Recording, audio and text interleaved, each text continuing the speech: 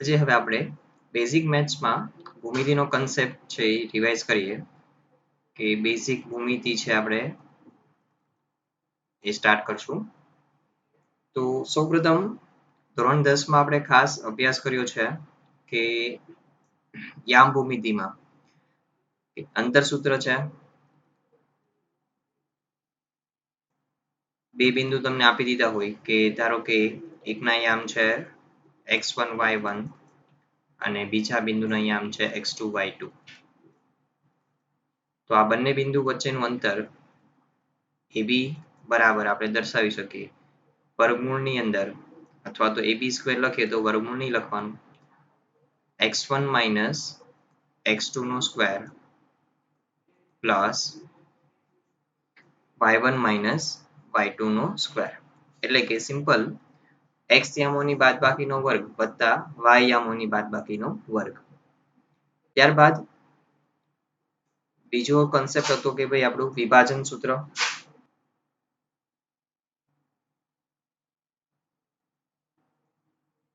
વિભાજન સૂત્રમાં કોઈ બી એક રેખાખંડ આપણને આપેલો હોય, ધારો કે AB રેખાખંડ છે આપણી પાસે,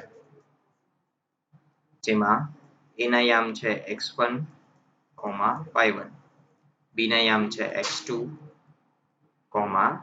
y2. હવે રેખાખંડ AB પર કોઈક બિંદુ P છે કે જે AB નું A તરફથી કંઈક વિભાજન કરે છે.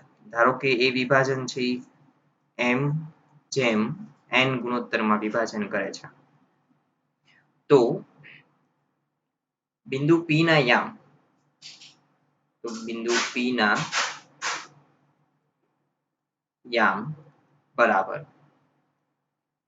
m ગુણ્યા m સાથે ગુણાકાર કોનો આવશે તો કે B નો x યામ, તો થઈ જશે અહીંયા mx2 પ્લસ n ગુણ્યા a નો x યામ, તો થશે nx1 છેદમાં m પ્લસ n.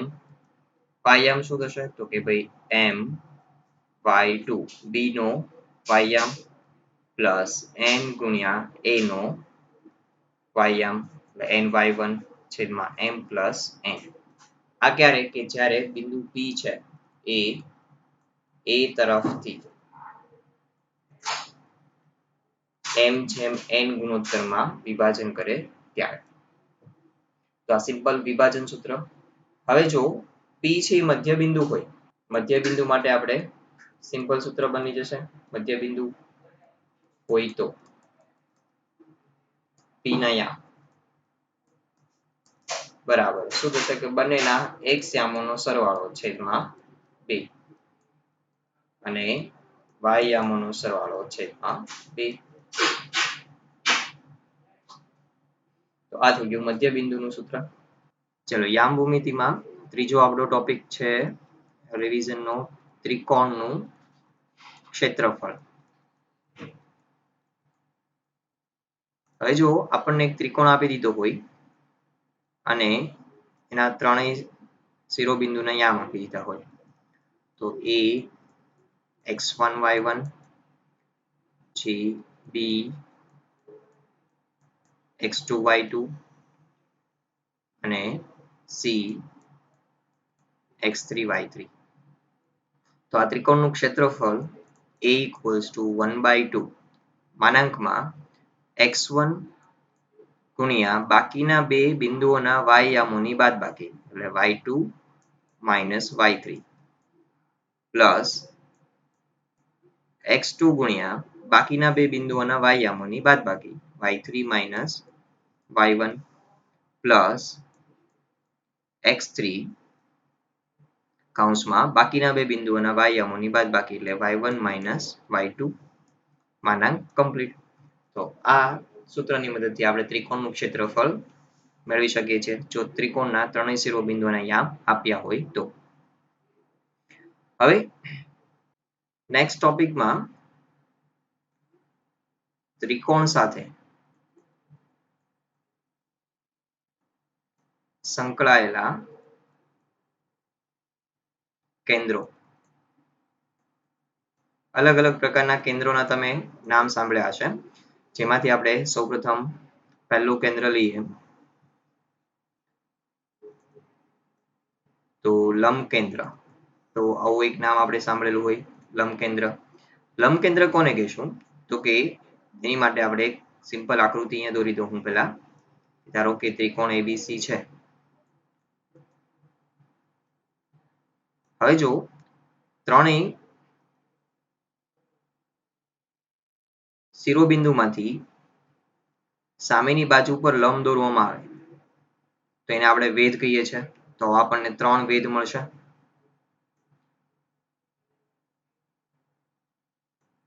તો આ ત્રણેય વેધના સંગમ બિંદુને અહીંયા જે આપણને મળે છે એને આપણે O નામ આપીએ કે જેને આપણે લંબકેન્દ્ર તરીકે ઓળખશું.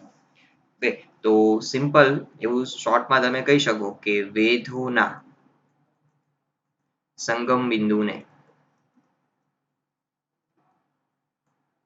શું કહેવામાં આવશે? લંબકેન્દ્ર. તો સિમ્પલ વ્યાખ્યા જે તમારા મગજમાં ક્લિયર હોવું જોઈએ કે લંબકેન્દ્ર આવે ત્યારે હંમેશા એ કોની સાથે સંકળાયેલો શબ્દ છે? તો કે વેધ સાથે. સેકન્ડ,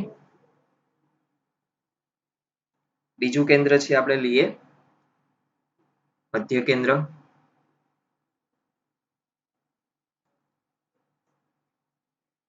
મધ્ય કેન્દ્ર એટલે કે ત્રિકોણમાં મધ્યગાઓનું સંગમ બિંદુ. તો એ સિમ્પલ છે.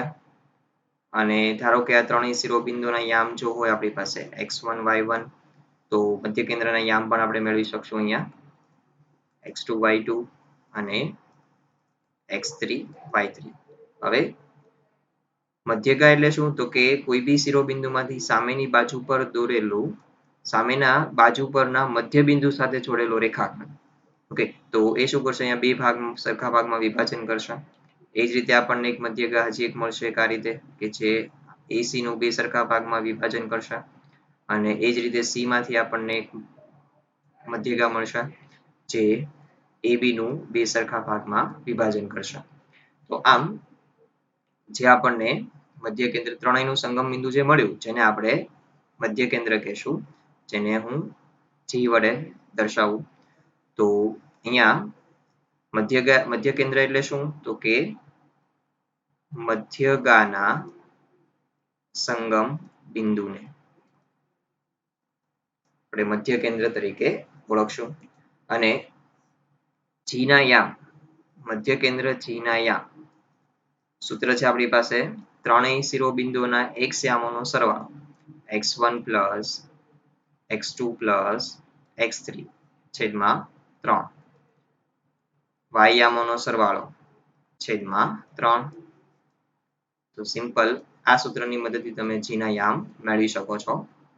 હવે લંબકેન્દ્રના યામ મેળવવા માટે કોઈ સૂત્ર નથી, પરંતુ એની માટે આપણે આ મેથડ ફોલો કરવી પડશે સિમ્પલ કે જેમાં વેધોનો ખાસ ઉપયોગ કરશું આપણે. તો આ પ્રકારના પ્રશ્નો લંબકેન્દ્રના યામ મેળવવાના પ્રશ્નો છે આપણે આવશે. તો એ આપણે 11th સાયન્સના આપણા મેથ્સમાં ખાસ ચેપ્ટર છે રેખાઓ કે જેમાં અભ્યાસ કરશું આપણે. હવે ત્રીજું કેન્દ્ર તો એ થશે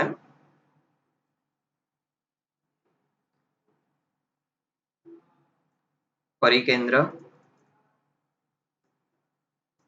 પરિકેન્દ્ર એટલે શું? તો કે જો આપણી પાસે કોઈ ત્રિકોણ હોય, ત્રિકોણ ABC છે.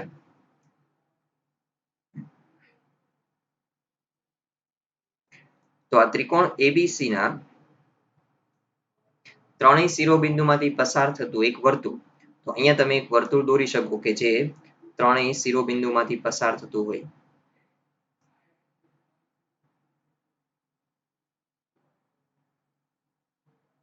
તો અહીંયા આપણને આ રીતનું એક વર્તુળ મળશે. તો આ વર્તુળનું જે કેન્દ્ર થશે જેને આપણે પરિકેન્દ્ર કહેશું. તો આને હું નામ આપું છું P. જે એવું કહી શકીએ આપણે કે ત્રણેય શિરોબિંદુઓથી સમાન અંતરે આવેલું છે કારણ કે એ ત્રિજ્યા થઈ ગઈ કહેવાય વર્તુળ માટે. તો AP, PB અને PC આ ત્રણેય અંતર છે કેવા બનશે?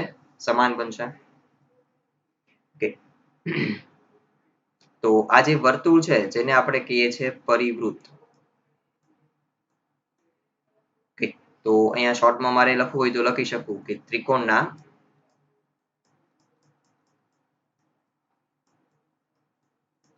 ત્રણેય શિરોબિંદુમાંથી પસાર થતા વર્તુળનું કેન્દ્ર ને પરિકેન્દ્ર કહેશું આપણે. હવે પરિકેન્દ્રને તમે બીજી એક રીતે પણ વ્યાખ્યાયિત કરી શકો છો. જો ત્રિકોણ આપેલું હોય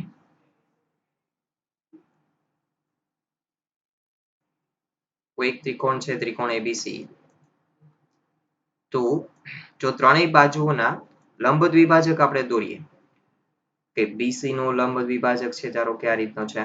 લંબ દ્વિભાજક શું કરશે? લંબ પણ હશે અને બાજુનું બે સરખા ભાગમાં વિભાજન પણ કરશે. તે જ રીતે AB નો લંબ દ્વિભાજક આપણે દોરીએ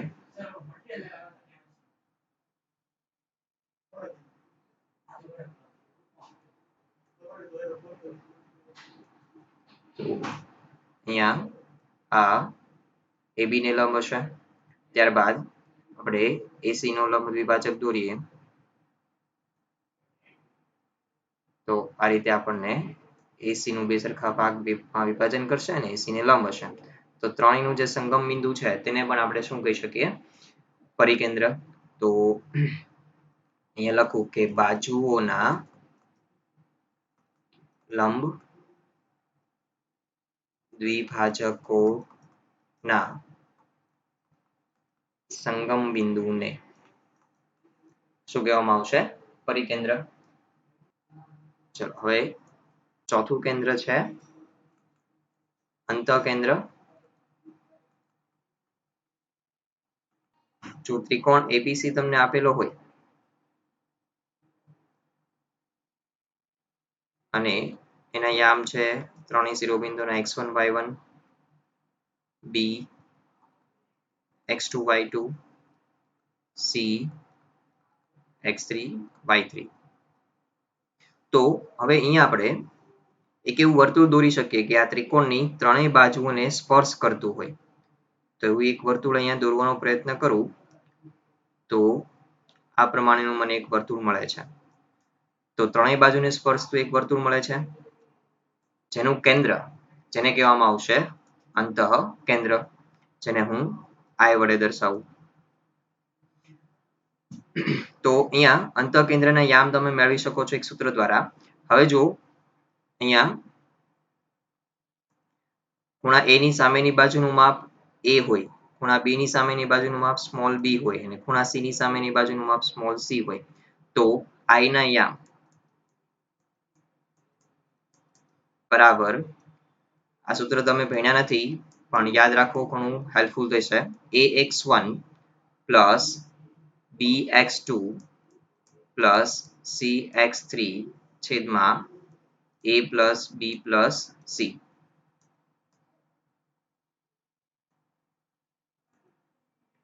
comma ay1 plus by1 plus by2 plus cy3 છેદમાં a plus b plus c. તો આ અંતઃકેન્દ્રના યામ તમે આ રીતે મેળવી શકો છો. હવે અંતઃકેન્દ્રને તમે બીજી એક રીતે પણ વ્યાખ્યાયિત કરી શકો છો. આપણને ત્રિકોણ એબીસી આપ્યો છે તો ત્રિકોણ એબીસી માં તમામ ખૂણાના દ્વિભાજક જો દોરવામાં આવે તો ખૂણા A નો દ્વિભાજક દોરું. દ્વિભાજક શું કરશે? ખૂણાનો દ્વિભાજક દોરું છું એટલે આ બંને ખૂણા સમાન. ખૂણા B નો દ્વિભાજક દોરું તો આ બંને ખૂણાઓ સમાન અને ખૂણા C નો દ્વિભાજક દોરું તો આ બંને ખૂણાઓ સમાન. તો એમનું સંગમ બિંદુ જે હોય એને કહેવામાં આવશે અંતઃકેન્દ્ર I. તો આ બે રીતે તમે વ્યાખ્યાયિત કરી શકો છો. તો અહીંયા ખૂણાના દ્વિભાજકોનું સંગમ બિંદુને અંતઃકેન્દ્ર કહેવામાં આવશે. તો આ રીતે તમે ચાર કેન્દ્રો છે કે જેને બેઝિક વ્યાખ્યા કરના મદદથી આપણે કેન્દ્ર મળે છે અને જેના યામ છે બે યામ આપણે અહીંયા આગળ યાદ રાખવાના છે. એક છે મધ્ય કેન્દ્રના યામ અને એક છે અંતઃ કેન્દ્રના યામ. બાકીના કન્સેપ્ટ છે તમે યાદ રાખો તો એ કન્સેપ્ટની મદદથી મેળવી શકશો. હવે આપણે ભૂમિતિમાં આગળ વધીએ તો ચતુષ્કોણનો બેઝિક ખ્યાલ પણ તમને હોવો જરૂરી છે. એટલા માટે ચતુષ્કોણના પ્રકારથી આપણે સ્ટાર્ટ કરીએ.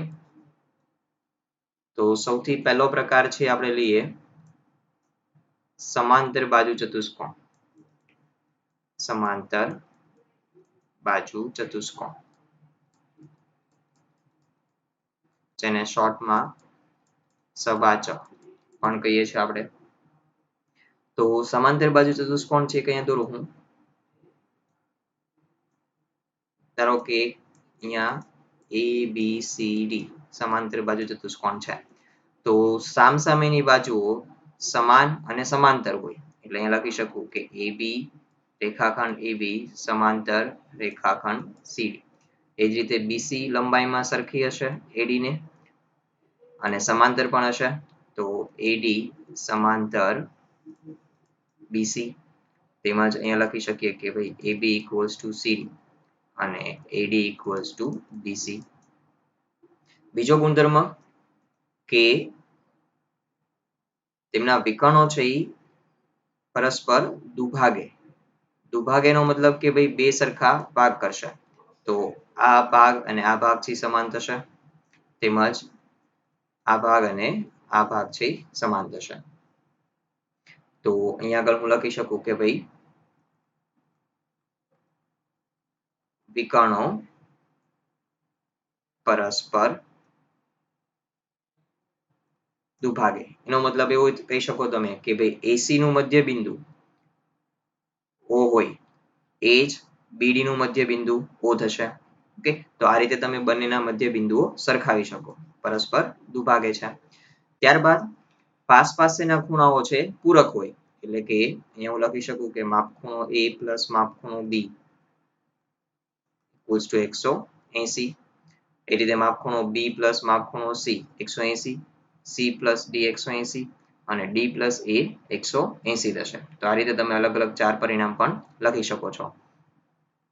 હવે સામસામેના ખૂણાઓ છે સમાન હશે એટલે અહીંયા હું લખી શકીશ માપખૂણો A equals to માપખૂણો C અને માપખૂણો B equals to માપખૂણો D.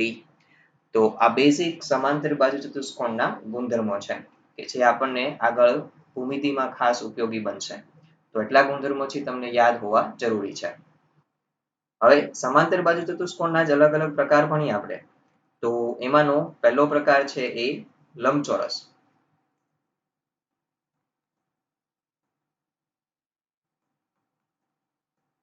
ચલો અહીં એક લંબચોરસ મેં લીધો છે ABCD.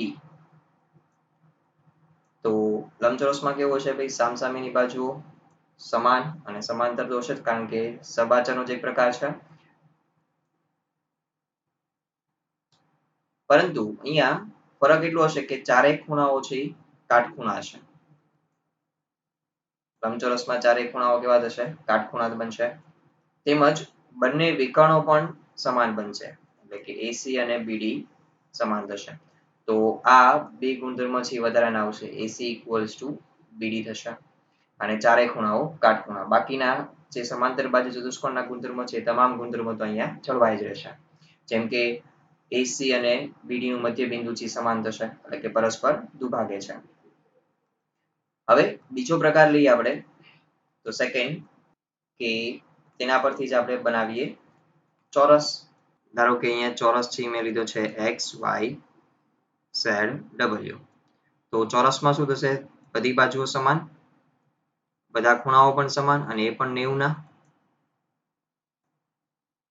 તેમજ વિકર્ણો પણ સમાન અને કાટખૂણે દુભાગે. ખાસ ધ્યાન રાખજો વિકર્ણો છે શું કરશે કાટખૂણે દુભાગશે એટલે રેખાખંડ XZ લંબ રેખાખંડ YW. તો આ એક વધારાનો ગુણધર્મ અહીંયા એડ થશે. તેમજ આજે વિકર્ણોના કટકા પડી જશે XO OY OZ અને OW પણ સમાન થશે. તો ચોરસનો આ બેઝિક ગુણધર્મ છે. બાકી સભાજ્યના તમામ ગુણધર્મો છે અહીંયા જળવાઈ રહેશે. હવે ત્રીજો પ્રકાર સમબાજુ ચતુષ્કોણ. ચલો સમબાજુ ચતુષ્કોણમાં શું થશે તો કે ભાઈ એમાં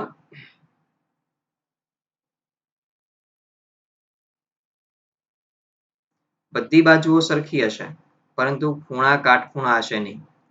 એટલે A B C D છે તો અહીંયા તમામ બાજુઓ સમાન પરંતુ ખૂણા કાટખૂણા હશે નહીં. તેમજ વિકર્ણો છે એ પરસ્પર કાટખૂણે દુભાગશે.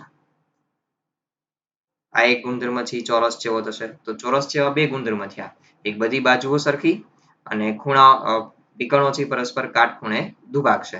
બાકીના ગુણધર્મ છે સબાચ જેવા જળવાઈ રહેશે. હવે બીજો પ્રકાર ચતુષ્કોણનો તો એ છે પતંગાકાર. પતંગાકાર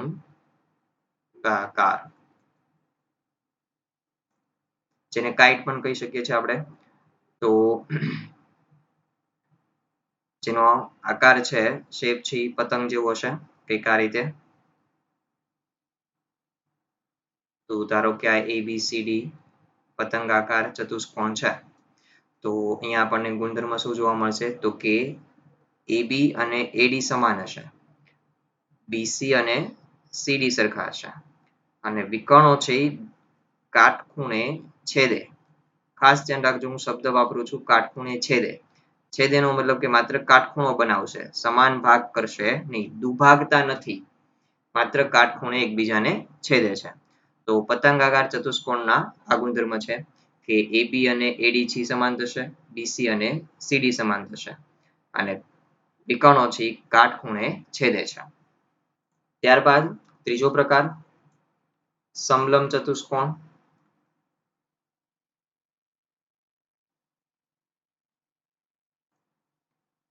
સમલંબ ચતુષ્કોણની આકૃતિ કેવી હશે તો કે ભાઈ ચતુષ્કોણની કોઈ પણ એક જોડ છે એકબીજાને સમાંતર હશે. કોઈ પણ એક જોડ એનો મતલબ કે કોઈ બી